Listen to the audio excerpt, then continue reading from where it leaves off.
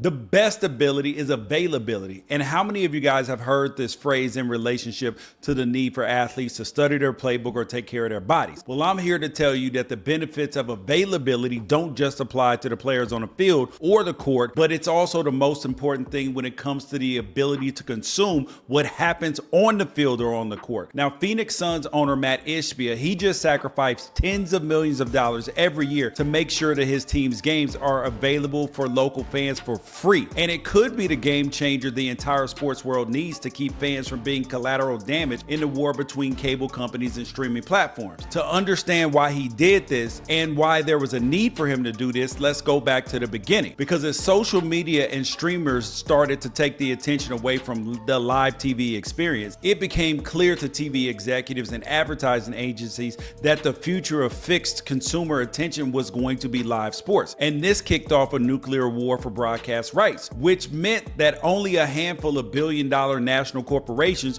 would be able to compete for the ability to show you games. And it also meant that local TV corporations were squeezed out of the market, as there were people that didn't have the monthly income to be able to budget for the ever-increasing cable bills. The sales of these broadcast rights ended up putting a giant pile of guaranteed money into a pool for the teams for each league to split. Now, of course, owners loved it for the obvious reason: money, and money that rapidly increased their personal wealth as well as their franchise value, but it also provided them with the stability of expected income and an operating budget. Now, for the involved and competitive owners, the guaranteed income from broadcast rights gave them ways to innovate and compete, which offset the inconvenience and added expense to the fans. Now, for the unengaged slumlord weirdos like Donald Sterling, it just meant that he got richer while Clippers fans suffered, which is the fact that Clippers fans even exist to me makes no sense, but that's another day and another rant. Now, the bottom line is, as less and less of the operation budget came from local fans, owners were less and less motivated to appease the local fans. Now, tickets became less affordable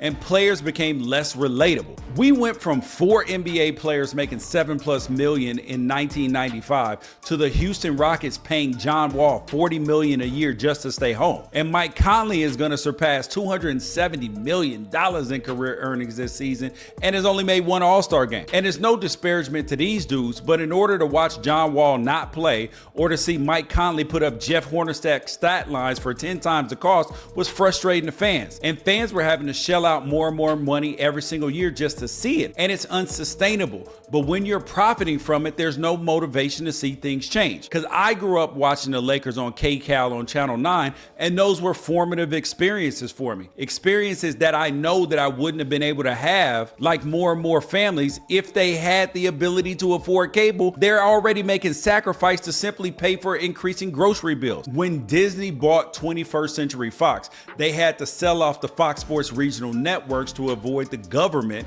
coming down on them for a monopoly. They auctioned the RSNs to Diamond Sports Group, a Sinclair broadcasting company. Then the pandemic hits in 2020 and Sinclair starts to panic. They used billions in debt to buy these networks and they were bleeding money. And then the choices were declare bankruptcy or pass the cost to consumers via a streaming platform of their own. Then August 2022, Diamond Sports Group announced Bally Sports Plus, which loses $1.2 billion in its first 3 months of operation. And then in February of this year, right before a $120 million interest payment is due, and with $1.8 billion in rights fees owed the following year, Diamond Sports Group declares bankruptcy.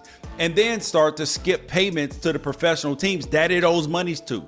Teams like the Phoenix Suns, who were faced with a tough choice to negotiate lesser payments in their revenue share agreement. And when you're talking about millions and millions of dollars, it really seemed like the only choice. But not only did Mat Ishbia say no, he sold the television rights to Gray Television, a free basic cable broadcasting company in Arizona, and is giving away television antennas to anybody in Arizona that requests one. Now get this, the switch to local over-the-air stations will triple the reach of the Suns and Mercury games to more than 2.8 million households. Availability.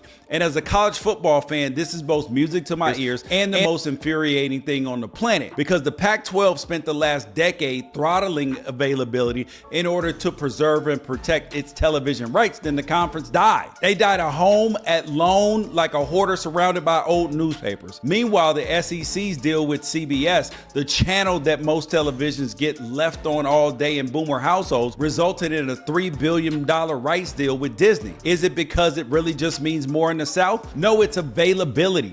And Mat Ishbia might be sacrificing tens of millions per year in the short term, but when you invest in your fans, it comes back to you. And hopefully for the future of sports and the long-term benefit of everybody, more rich men in suits follow Mat Ishbia's lead on this. Let that sink in.